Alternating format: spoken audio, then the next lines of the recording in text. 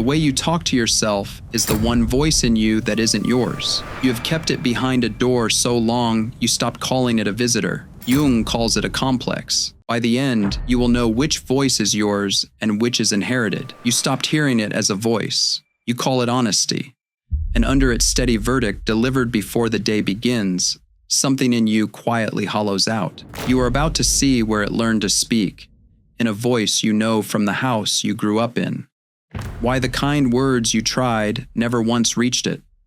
What Jung did the year the figures inside him would not go quiet, when he stopped reciting light at the dark and turned to open the door.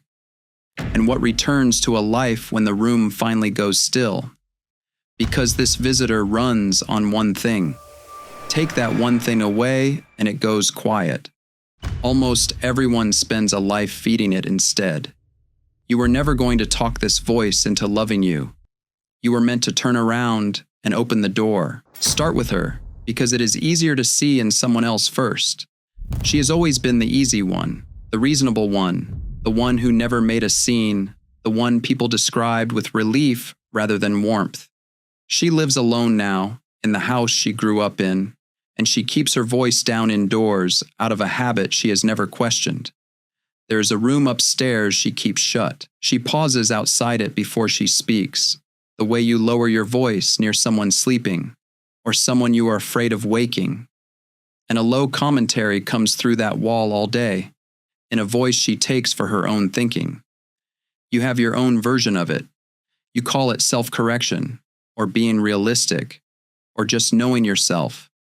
Look at what it actually does. It narrates your mistakes as they happen, prejudges the room before you enter it, and rehearses the failure while you are still deciding whether to try.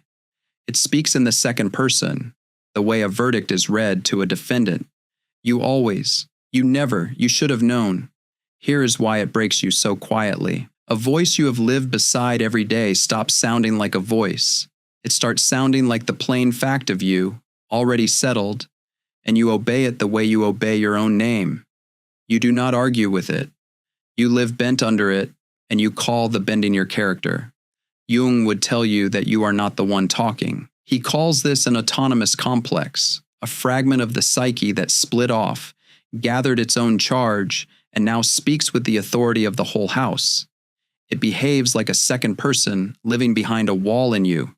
It has a tone, it has a standing opinion of you, and its one real talent is impersonation, because it speaks in your own accent, using your own memories as evidence, so that you never once think to ask whether the occupant of that room is actually you. She does not know any of this yet. She only knows she is tired in a way sleep does not reach. That is the real cost, and the cost is in the body.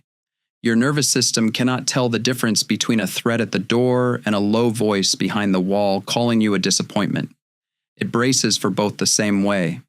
You carry a quiet emergency in the shoulders, in the jaw, in the shallow breath before you speak. Then you wonder why rest never rests you. But if the voice narrates in your name, and it is not on your side, a strange question opens under it. Whose voice is it?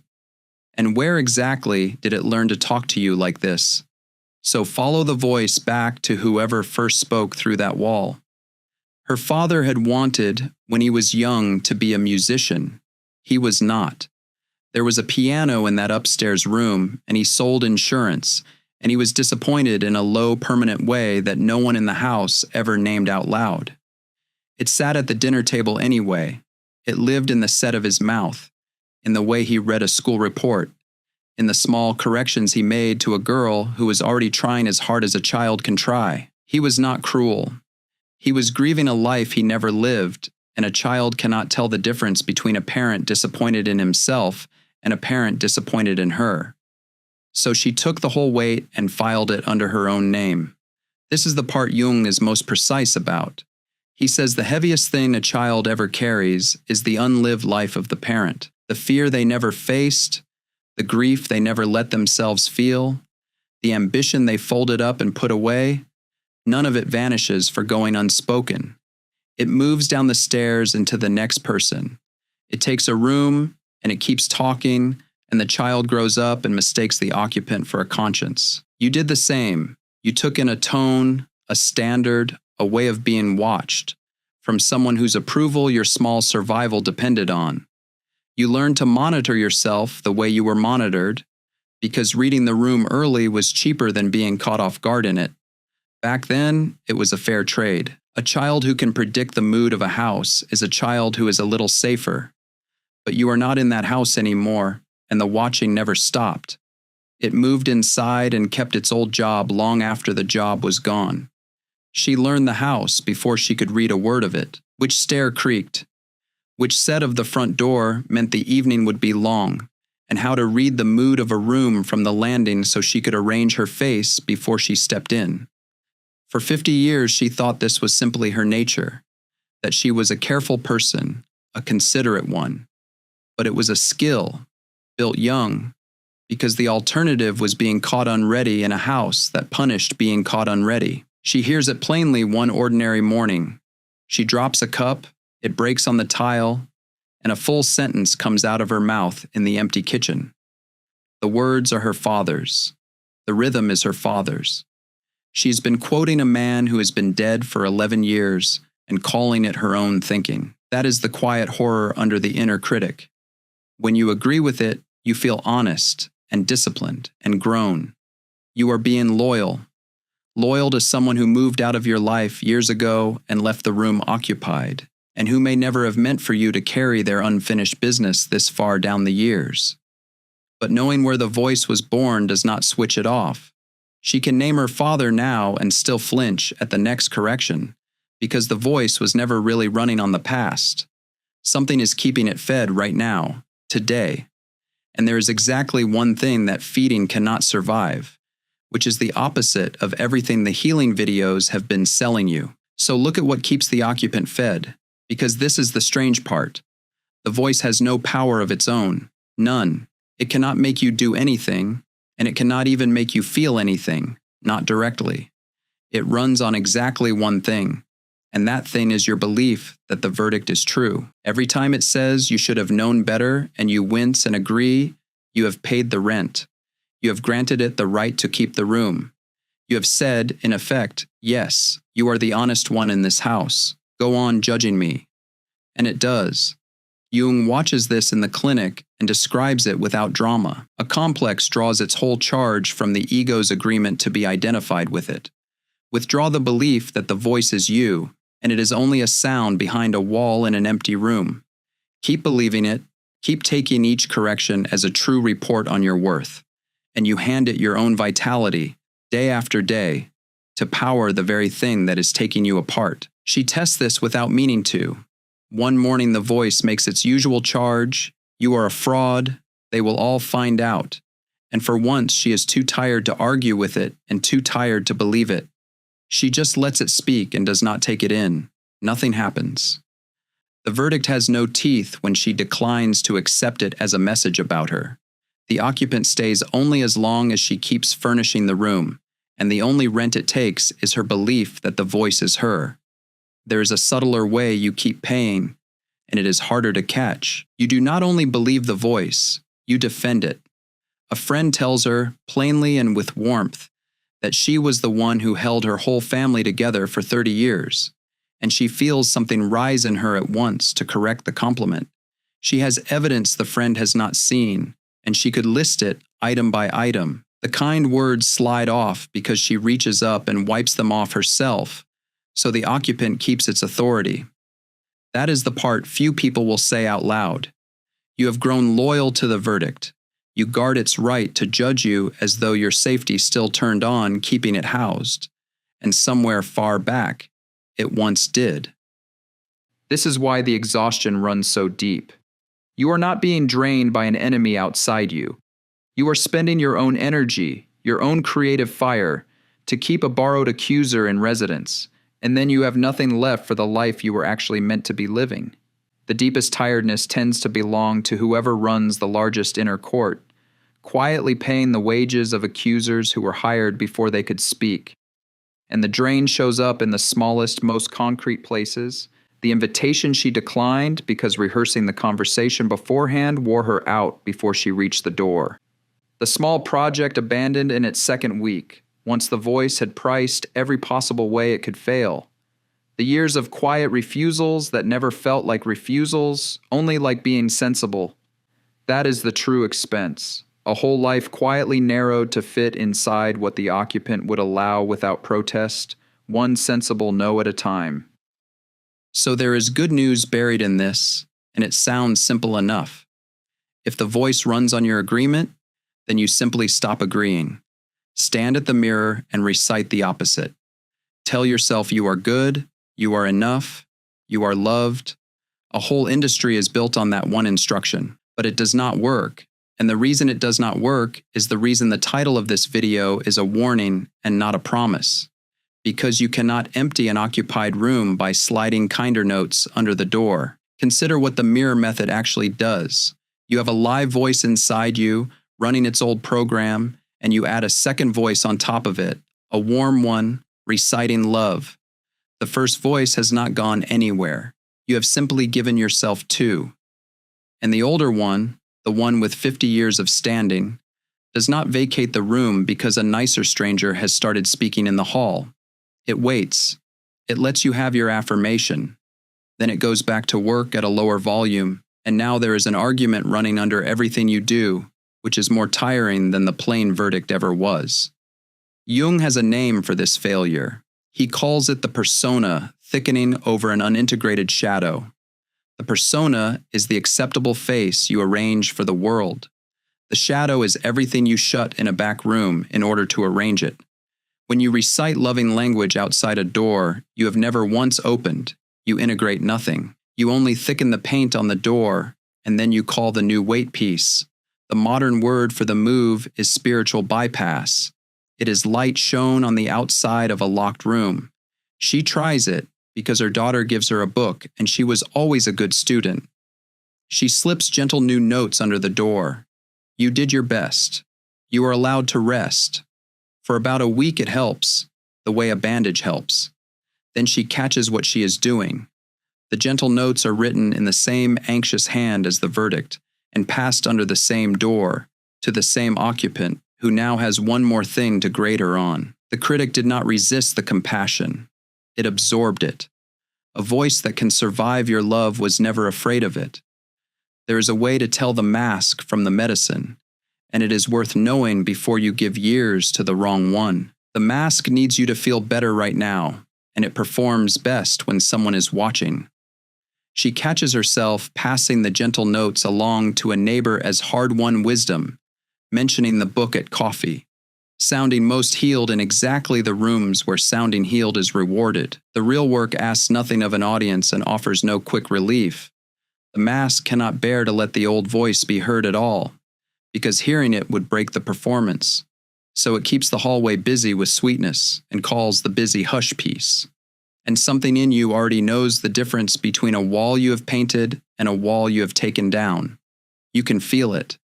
The performance of self-love sits on the surface like fresh paint over a live crack, and the crack goes on doing what cracks do. Your body is not fooled by the words. It spent years learning the exact distance between the face you show the world and the thing you keep in the back room. And no affirmation ever closes that distance while it is being recited on the wrong side of the door. This is the honest center of the warning in the title. Even the kind self-talk used to skip the descent keeps the machine running. It is the machine's finest disguise, because now you look like someone who is healing. So if you cannot argue the voice quiet, and you cannot recite over it either, one question is left standing. What did Jung actually do? What empties the room? Therefore, she does the one thing she never tried in all those years. She stops speaking through the door, and she opens it. Jung came to this in his own worst years. The year he broke with Freud, the figures of his own unconscious would not go quiet. And instead of reciting calm at them or drowning them out, he sat down and let them speak. He gave them names. He wrote down what they said. The private book that came out of those years, the one people now call the Red Book, is essentially the record of a man who turned around and faced what had been talking to him from the next room, rather than pretending the voice was his own. The method he draws out of it he calls active imagination, and it runs opposite to affirmation. You do not talk over the voice. You open the door, give the figure a face, and let it talk. So one evening she does something that would have embarrassed her a year before. She speaks into the open room, out loud, to whoever has been calling her a disappointment since before she could spell the word. She asks it what it wants from her. She asks it where it learned to speak to a child that way. And then she listens the way she once listened to a stranger who had come a long way and needed badly to be heard. The first time it feels foolish, and the voice tells her so, which is the voice's oldest move. She tries again the next evening, and something gives. This time what comes out of the room is a memory, and it is not quite hers. A smaller boy at a kitchen table, a man leaning over him with the same tight mouth, a report card between them, a silence pressing down on the room. The voice is only repeating, almost word for word, the only way it was ever spoken to, handing the fear forward exactly as the fear was handed to it. She stays with that a long while, something in her chest that had been clenched since before she has any memory of it begins, very slightly to give. What she finds in the room turns out to be smaller than the voice ever sounded. When you finally open the door and face the thing that has been running your life, the towering authority you brace for shrinks to its real size. It is small. It is frightened. It is a borrowed thing repeating lines it was handed before it understood them, trying in its clumsy, cruel way to keep you safe the only way it was ever shown. She sees clearly, and for the first time, whose judgment she had been living under, a frightened child who moved into a room too big for him. And the child was her father, and the child was also her. This is not the same as thinking about the voice, which she had done for years, turning it over, tracing where it came from, building the case. Analysis kept her standing in the hall as the one being judged. Opening the door set her for the first time inside the room, face to face with the one doing the judging. The difference is small and total. You can study a verdict for a lifetime and go on believing it. You cannot keep believing it once you have looked the one delivering it in the face and watched him read a line he was handed before he could refuse. In the moment she sees it, the occupant loses its charge. Not because she won, not because she shouted it down. The one belief that powered the whole arrangement, that the voice was her and its verdicts were true, cannot survive being looked at directly. You cannot keep obeying an occupant once you have seen he is smaller than you, and reading from a page someone pressed into his hands before he could refuse. Once you have seen that, you stop paying his rent. The room goes quiet, and for the first time you hear how much of the silence was there underneath the whole time. But something you did not expect comes back into that quiet. And it is not the peace the affirmations promised you. So what comes back surprises her, because it is neither of the two things she braced for. There is no perfect silence, and there is no gentler occupant installed where the old one stood. What comes back is distance. The voice still speaks sometimes. On a bad day, she feels the old pull to stand outside the door with her head bowed. But she no longer takes its verdict as the truth about her. And when she does hear it, she hears it for what it is. You know the speaker now. You know where he learned his lines, and you no longer mistake his opinion for a sentence passed on your soul. It becomes one voice among several. You become the house it happens in, not the defendant standing in the hall. Jung has a word for this slow return of yourself to yourself. He calls it individuation, and he is careful about the word. It names something slow and unfinished, the patient recovery of your own center from everything that borrowed it. He warns against mistaking it for a finish line or a cure. You catch yourself on some ordinary morning, speaking to yourself the way you would speak to someone you were quietly rooting for, and it costs you nothing, because you are no longer talking your way past an accuser to get there, and the tiredness, the deep kind that sleep never touched, begins to lift, not because you affirmed it away, because you finally stopped spending your one life keeping a room furnished for a tenant who was never yours to house. All that current you were pouring into the inner court comes back to you, and you find you have energy again for things you had quietly written off as no longer meant for someone like you. You feel it first in small, unglamorous ways. An afternoon that does not end in the old familiar flatness. A conversation you leave without replaying every sentence for errors on the drive home. A morning you wake before the alarm and lie there a moment without the day's charges being read to you before your feet reach the floor. None of it arrives as a revelation. It arrives as an absence, the quiet in the place where a cost used to be. You were never broken. A room in you was simply occupied before you were old enough to say who could live there, and someone frightened moved in and kept talking. And you grew up thinking the talking was you. That is closer to what happened than the word broken ever was. The occupancy was only ever borrowed, and the house is yours to open now, every door in it.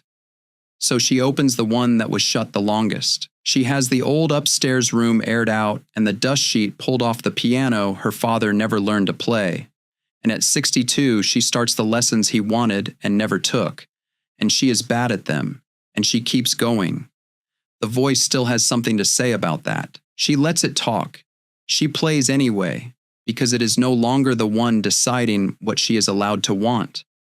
The tightness you have carried in your chest was the grip of a voice you mistook for yourself, and for years you read that grip as the plain weight of the world. Now you know the difference. There is the quiet that is only a lower volume behind the same locked door, and there is the quiet of a room you have finally walked into and made your own. If this landed as recognition rather than comfort, hold two things at once. You are not weak for having stood outside that door this long. You were taught to young by someone who was in pain, and you are not finished simply because you can finally name who is in there. Naming it walks you to the door. Opening it is the whole descent. You came in unable to tell your own voice from the one you inherited. You leave knowing the difference has a sound. It is the quiet of a house where every door stands open, and you realize the next thing spoken in it is going to be yours. Empaths aren't broken. They're alchemists in progress. The Alchemist's Path gives you drills, Jung-based boundaries, and 3 exclusive chapter videos to turn overwhelm into clarity. By Surreal Mind, 236-page downloadable ebook in stock. Begin now at thesurrealmind.com.